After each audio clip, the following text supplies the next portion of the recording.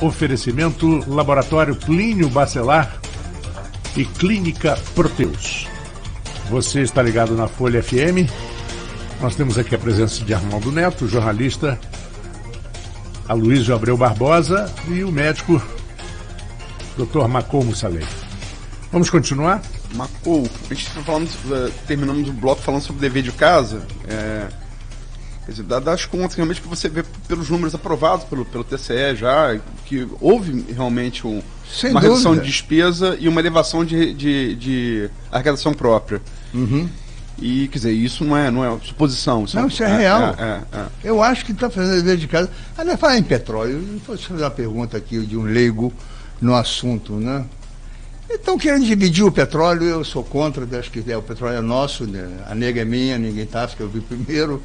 Nasceu aqui, mas suponhamos que esses caras queiram tirar. É proibido cobrar ISS das plataformas? Não, na verdade, a questão que se fala é do Pacto Federativo justamente por isso, porque lá atrás, quando estava sendo feita a Constituição de 1988, José Serra, que a gente elogiou aqui como ministro de Saúde, José Serra, líder da bancada paulista... Foi péssimo para o Estado do Rio. Foi. Ele pegou o recolhimento de ICMS e jogou para o local do refino. E o Estado do Rio, Campos não tem uma refinaria, o Estado do Rio só tem uma, que é a Reduc, né, de Caxias. E as outras três são em São Paulo. Então, o petróleo extraído aqui na Bacia de Campos, o ICMS é recolhido lá em Duque de Caxias e em Três de São Paulo, que é muito maior. Os royalties foram uma compensação para isso. É o prejuízo que causa ao meio ambiente, gente. Sim, foi compensação. Pescador, você é atafinófilo, porra. Como eu sou. Ele é tafonense. Mas nós somos atafinófilos, porque nasceu lá por acaso. Acidente biogeográfico. Nós somos amantes de lá, é diferente. Nós somos por opção. É verdade. Ele por acidente biogeográfico. Assim, você ainda é brasileiro, está reclamando de quê? Porra, eu sou nascido no Líbano, por acidente biogeográfico. E você é brasileiro também por acidente biogeográfico. Eu sou por opção, sou naturalizado brasileiro, optei por ficar aqui, trabalhei pra cacete aqui, fiz coisa pra burro nessa cidade, em prol da população. Aí eu quero dizer, uma coisa é da direita, eu quero dizer, porra, todas as obras dele são da esquerda, como é que ele é da direita, pô? Álvaro Alvim, a própria Unimed, que é um plano de saúde privado, mas é coletivo, cooperativismo, né? Primeiro professor com a Santa Casa, mas por aí vai, desculpa. A gente se empolga, vai falando. É isso, e foi aprovado em 2013, porque a Constituição, ela fala dos royalties, mas ela não determina o percentual. Isso o professor Carlos Alexandre, que é professor de Direito, advogado, e foi assessor do Supremo, do ministro Marco Aurélio. Cara, altamente qualificado. Sim, ele fala isso, que o que está na Constituição é que tem que ter o royalties. O percentual quem define é o legislador ordinário. Pode ser o legislador ordinário, quer dizer, o Congresso, no caso. E o Congresso aprovou em 2013, a partir cairia de 22,5% para 5%. Não, vai ficar quebrado, rapaz. Vai quebrar. Sim. Estamos lascados, como diz o outro. E, quer dizer, isso estava seguro por uma liminar da ministra Carmen Lúcia, e agora o Dias Toffoli, pressionado pelos demais municípios, que essa briga a gente está sempre na minoria, né? A maioria de não produtores. Brigaram para colocar na pauta, ele marcou para dia 20 de novembro, né? Novembro. Então a história é essa. Eu sei, mas agora por que então a gente não pode derrubar o negócio do Serra e cobrar o ISS? Porque está na Constituição. Na Constituição?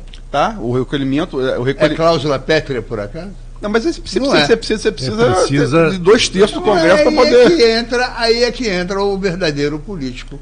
Não o arremedo de político. Mas 2/3 do Congresso para derrubar São Paulo, olha... Meu amigo, e daí, rapaz? São Paulo manda no Brasil? Manda, tudo bem. Eu sei. Manda. Papai dizia uma coisa, quem manda que paga a conta. E São Paulo paga a conta do Brasil, né? Aliás, ninguém é independente se não for independente financeiramente, né? Papai dizia, quem tem opinião, paga a conta.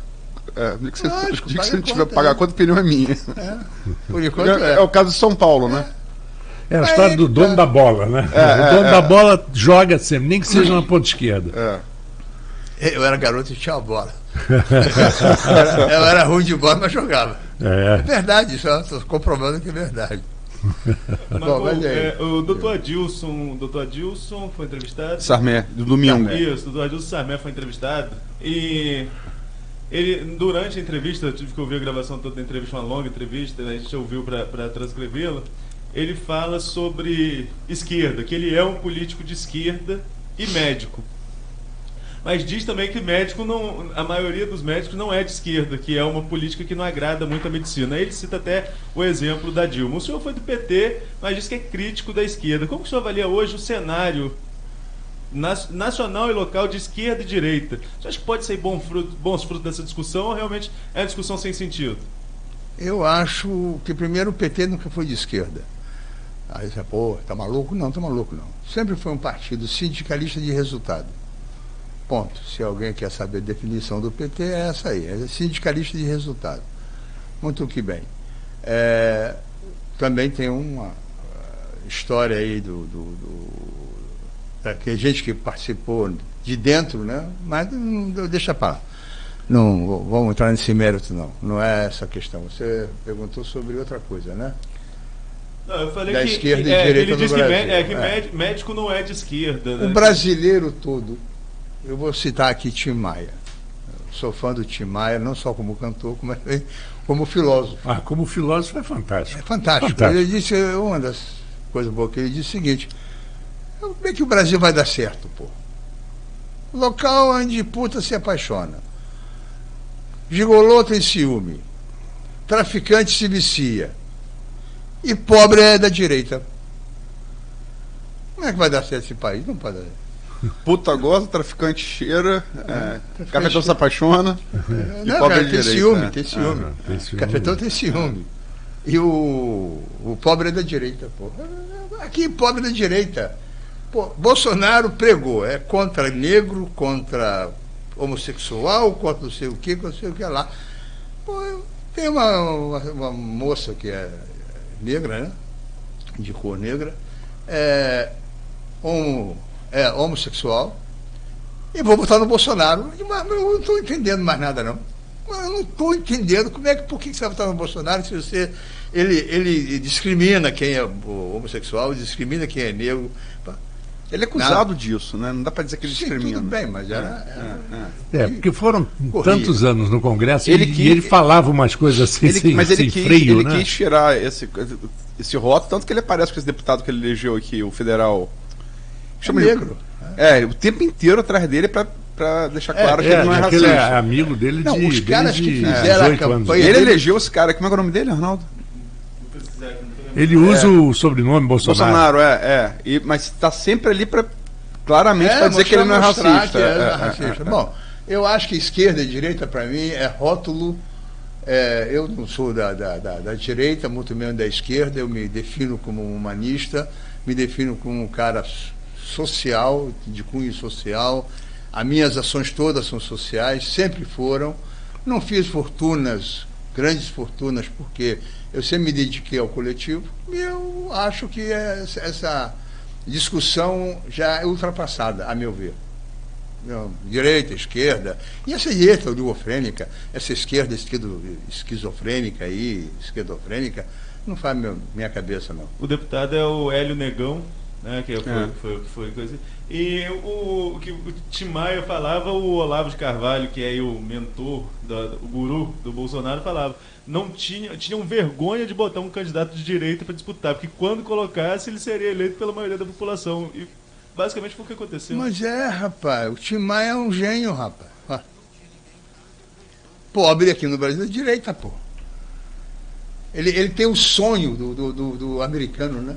O self-made man, né?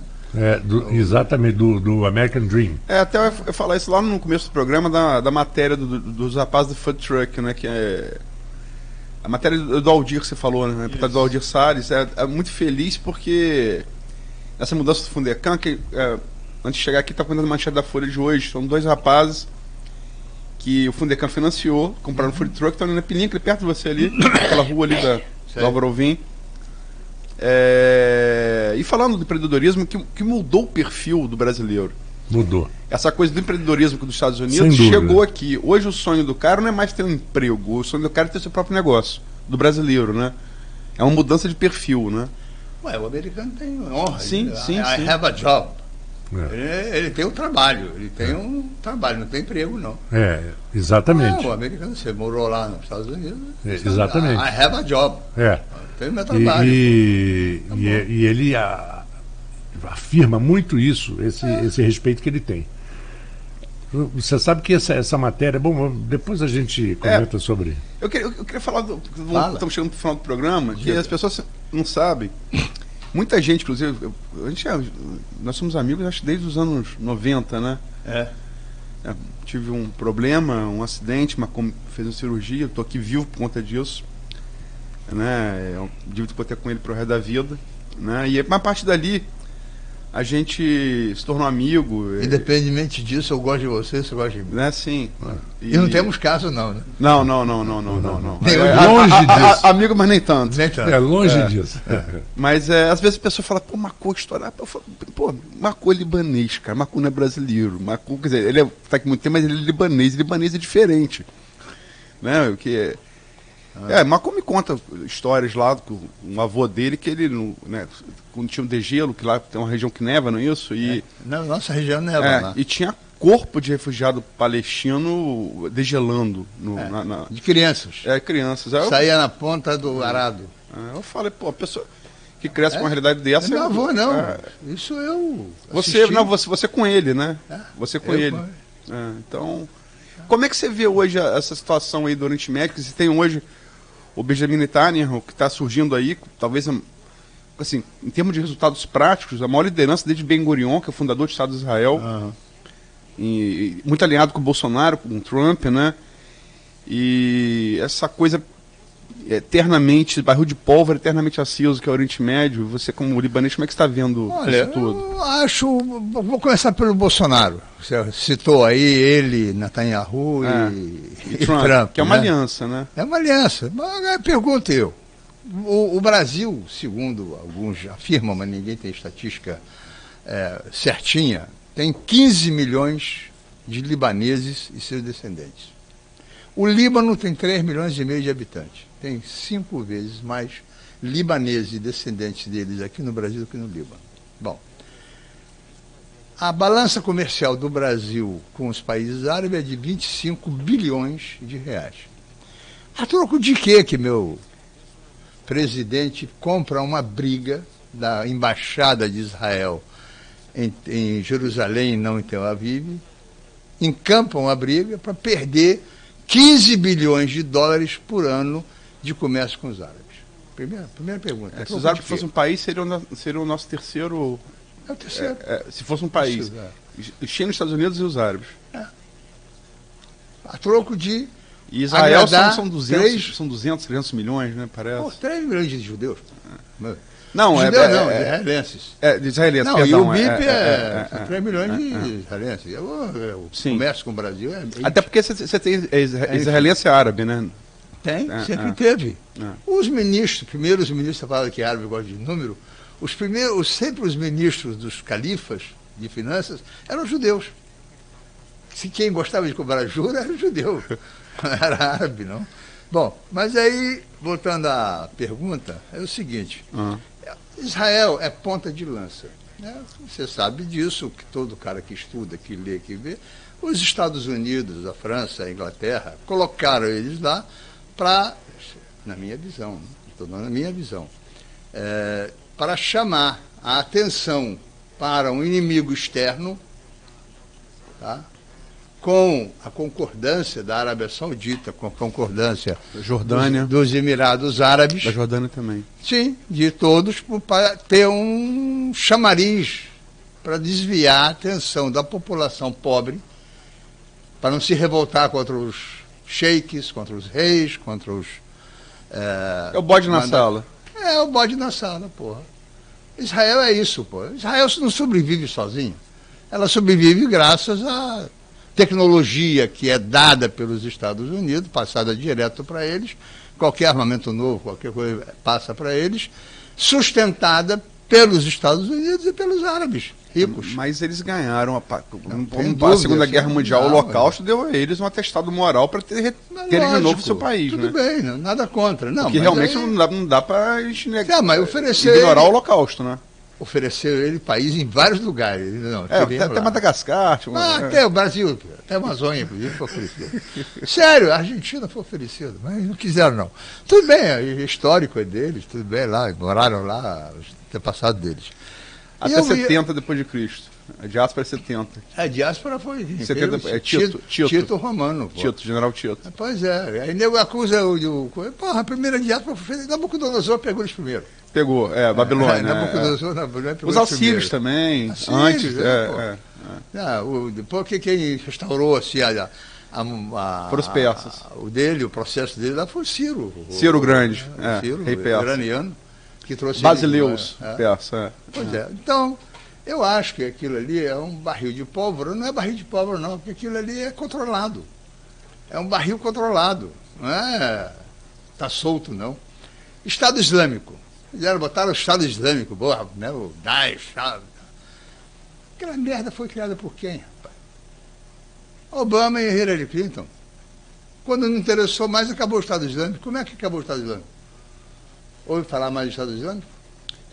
Mas ali, quer dizer, o Estado Islâmico conseguiu reunir contra ele Síria, Rússia e Estados Unidos, que é complicado você resistir. Não, mas eles eram financiados por quem?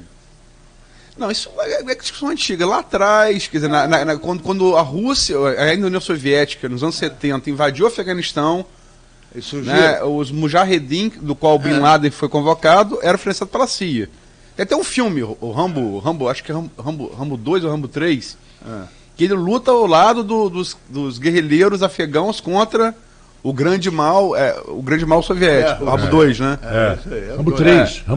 Rambo 3. Quer dizer, então o Bin Laden, por exemplo, foi um desses convocados nessa época pela CIA, né, para lutar contra a invasão soviética. Saddam Hussein e Bin Laden, na minha opinião, são dois empregados da CIA. Carteira assinada, férias, 13º, tudo direitinho. Rapaz, Bin Laden foram criados pela CIA, treinados em quântico. Só não receberam salário de desemprego. Não, desemprego não. Treinados em quântico foi uma coisa episódica. Bin Laden em quântico? Segundo conta a história lá do Oriente, ele era sócio de Bush, inclusive, família Bin Laden. Não, as famílias têm negócios petrolíferos comuns. A família Bin Laden e a família Bush. São sócios, pô. Porque negociam petróleo, mas são sócios petróleo, né? As famílias. A família do Bin Laden renegou ele também depois que ele virou guerrilheiro. Ele virou guerrilheiro, ele começou a contestar o status quo e ficou amaldiçoado. Você ocupa assim, nesse nicho religioso, nesse médico se confunde, um nicho raro que é você cristão maronita, né? Não, eu sou cristão ortodoxo. Ortodoxo, grego? Grego ortodoxo. Mas enfim. Da igreja mãe. A igreja. A igreja mãe é ortodoxa, pô. Há quem defenda que ela é mais próxima ao cristianismo original do que a carromana, né? Lógico, a romana veio depois, muito depois. Mas enfim, você é cristão ali numa área que é dominada por muçulmanos e tem esse que chamam de bode na sala e dos judeus, né? Mas você não acha que a gente sempre fala dessa briga dos judeus com os árabes, judeus que são primos ali, tá no Velho Testamento, tá no Corão, né? São primos mesmo. Tá na Torá, são primos, é Ismael e Isaac. Enfim, mas talvez não interesse essa divisão pro Ocidente, porque no dia que você juntar a inteligência do judeu, o dinheiro do judeu, o dinheiro dos árabes, com a população árabe, o petróleo árabe, e a inteligência dos árabes, rapaz, não vai ser burro não, rapaz.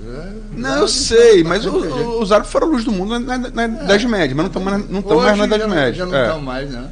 Não, você não pode falar que hora sobre filosofia medieval dos islâmicos, que era muito superior à europeia. Muito. Mas não é mais o caso. Não. Mas enfim, o mundo é uma roda, vai rodando. Não interessa ao Ocidente essa divisão, porque se eles se juntassem, ninguém o seguraria? Eu acho que uma das políticas de divisionista do Oriente Médio é essa aí mesmo. Mas se você parar para pensar bem, os judeus e os árabes hoje estão dominando o mundo, de uma forma ou de outra. Vamos lá, time de futebol da Europa, quem que é financiador deles, quem que é o dono? São os árabes. Fórmula 1. Também. Fórmula 1, grande parte. Também. As grandes equipes Bancos europeus são de quem? Dos Emirados, pô. Compraram quase todos os bancos europeus. Franceses, ingleses. O HSBC é um exemplo, né? Na época o HSBC foi um exemplo, que depois aqui no Brasil acabou. Acabou aqui no Brasil, mas lá não. Lá não. Então, quer dizer, na verdade, ele não depende mais do petróleo, os árabes. O que Bahrein ganha com Dubai, ganha com turismo é uma fábula. Eles investiram em outras fontes de renda e eles hoje são uma potência econômica, quer dizer, comparável. O dinheiro dos Estados Unidos mesmo, grande parte é dos árabes e dos judeus. Os judeus sempre foram financistas. Os árabes aprenderam. Aliás, há quem diga que a família sauditas são judeus vindos da Argélia, eram judeus na origem. E quem é a origem judeu, na origem ele continua judeu até morreu, não tem jeito. A família saudita é judia. Há quem defenda essa genealogia. Essa tese aí é coisa. Então, eu acho que se deixar juntar realmente, como você disse, vai terrorizar aí, o negócio vai ficar feio. Porque as pessoas se esquecem que, quer dizer, o Ocidente são 1,8 bilhão e só os muçulmanos são 1,3 bilhão. Quer dizer, é muita gente, né? E os chineses são 2 bi. China e Índia, né? China e Índia... 3 bi. Não é por outro motivo que se aposta que a China em pouco tempo vai ultrapassar os Estados Unidos e depois será a Índia. A previsão para 2050 é que seja os Estados Unidos é a terceira. Primeiro China, segundo Índia, terceiro Estados Unidos. Exatamente. E outra coisa que se fala da China, porque aí fala, a China... Tem um historiador francês, me esqueci o nome desse cara, um estudo interessante, um historiador francês, não é o Brodel não, coisa mais recente. Ele fala assim, olha só, a China sempre dominou economicamente o mundo. A gente viveu num período de interregno que foi a Revolução Industrial até o pós-Segunda Guerra. Né? Que foi que a China não se tornou, a China sempre foi. Porque sempre teve muita gente, né? Proporcionalmente à população da Terra, sempre foi, a maioria sempre teve lá. Então vivemos um período de interregno e que a China está voltando. Napoleão. Deixa a China dormir. Deixa a China dormir. Depois quando ela acordar, o mundo inteiro vai tremer. Exatamente. Inclusive, um daqueles canais, um History, essa semana fez uma série da história da China desde 260 antes de Cristo. E exatamente os altos e baixos, altos e baixos, altos e baixos que acompanhava a construção da muralha. Sim. Quando caía, não parava. Quando crescia, construía mais um pouco e por aí afora. Como muito interessante. sabe, você tem no mundo, hoje no mundo, vivos, 4 civilizações. Ele fala muito de civilização. Tem 4. A nossa, que é judaico-cristã, greco-romana, a nossa. A islâmica, a qual ele pertence, mesmo sendo cristão, mas é a civilização islâmica. A chinesa e a indiana. A chinesa e a indiana, eles são basicamente as mesmas há 5.000 anos. As pessoas se esquecem disso. Eles têm a mesma língua, um governo central, uma cultura, deuses comuns há 5.000 anos. É um pouquinho anterior a gente. É um pouquinho antes. É um pouquinho antes. A China, por incrível que pareça, com esse tamanho todo, embora tenha alguns dialetos, mas são 2 idiomas. É mandarim e cantonês. Mandarim e cantonês. Isso é impressionante. Né? Isso é impressionante. A Espanha tem 7. Na verdade, nem é idioma, é dialeto. É dialeto. O mandarim e o coisa. Cantonês, Cantonês são dialetos, não são línguas, não. São 8 horas e 38 minutos. Eu só queria, se me permite... Faz o encerramento você com uma porque eu sou poeta, eu gosto muito de poesia, e Macon me ensinou, nessa conversa que a gente tem, um cara que é apaixonado, que é Rumi, é um poeta do século XIII, né? E eu fui ao túmulo dele, em Cônia. Coisa que eu não fiz. Mas eu vou lá. É muito bonito, é muito legal o túmulo de Rumi. O Rumi, para dar um paralelo aí, está como Dante. O grande poeta medieval ocidental é Dante, ou Petrarca. Daí Rumi E Rumi, embora fosse islâmico, ele escrevia em Farsi, que sobreviveu, né, como língua no Irã, porque tem Rumi, né? Tem Rumi, ele segurou a língua ali. E queria que você falasse um pouco de... Farsi. Vocês falam Farsi, né? A gente fala pronúncia, porque é a língua falada no Irã, né? É o Farsi. Porque o Rumi fez pelo Farsi o que Camões fez pelo português, por exemplo. Tem Camões? Camões, Tem aqui um poema dele que eu coloquei aqui, como eu publiquei no blog uma vez. E vou encerrar a participação sobre o que você mencionou esse cara. Eu queria que você falasse um pouco dele para encerrar.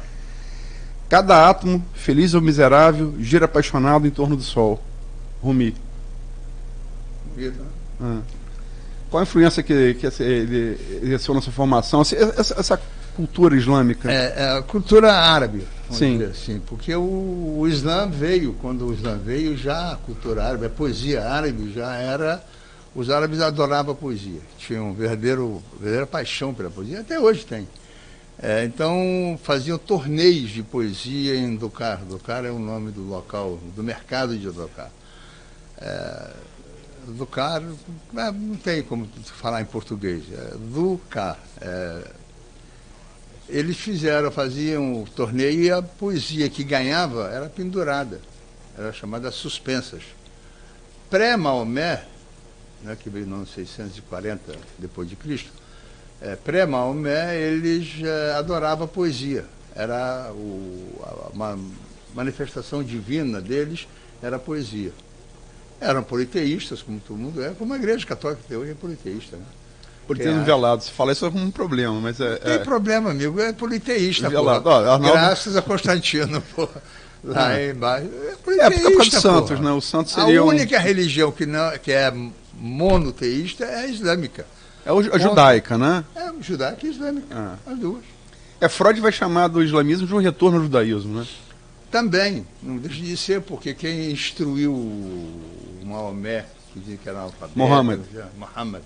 Arcanjo Gabriel. Não, foi nada, foi o bispo Buhaira, o frade Buhaira. Segundo o Corão, foi o Gabriel que falou, leia, né? Bom, mas a história árabe escrita é que o frade Buhaira, que era nestoriano da seita dos nestorianos, que cristã, seguiam exatamente o que o Cristo falou, não tinha nem pluvas e paetes no meio, a lá o Vaticano, né? Fizeram isso. Esse cara instruiu Maomé. Então Maomé apenas o quê? Purificou o cristianismo. Na verdade, o islamismo é um cristianismo purificado, de conversa fiada. Não tem Virgem Maria, não tem Santa Maria Madalena, não tem São Pedro, São Paulo, tem Cristo. E a Maomé simplificou a questão, é Deus, acabou. Alá em árabe é Deus. Como é God em inglês, como é dia em francês. Dom Rifan falou a mesma coisa aqui, mesma definição. Mesma definição. Impressionante. Não, falou as suas palavras exatas falando sobre isso. Mas o Dom Rifan é um cara... É um teólogo de respeito. De respeito, irmão cheio. Sim, e sim. Libanês, fala o Líbano, Líbano lá. Os primos lá, né? Os primos lá, passaram ele, beijaram, fizeram almoço para ele. Ele é baronita de origem. Sim. Mas é um bispo romano hoje, né? Hein? Hoje bispo romano. Bispo romano, mas baronita só tem.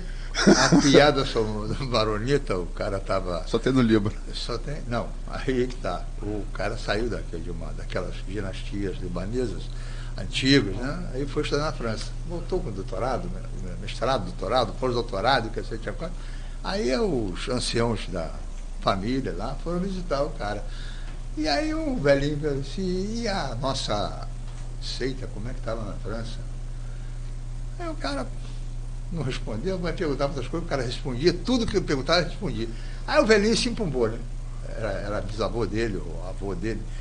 Rapaz, estou te perguntando, você não responde por quê? Eu disse, mas por que o senhor está perguntando? Pela nossa seita, maronita, lá na França. Senhor, com todo respeito, só tem 2 lugares, no Líbano e no inferno. Não tem mais lugar aqui.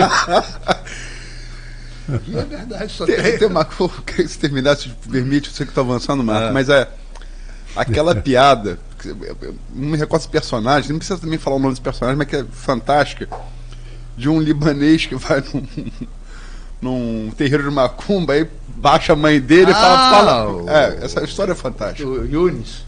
Yunis, isso mesmo. Como é que é a história? A história é a seguinte, o Yunis era casado com uma mulata. Ele chamava de Morena. A Morena casada com o Yunis. O Yunis, naquele tempo, morava aqui em Campos. Era um cara grande, vocês devem ter visto ele, não morreu faz muito tempo, não. É grande, enorme.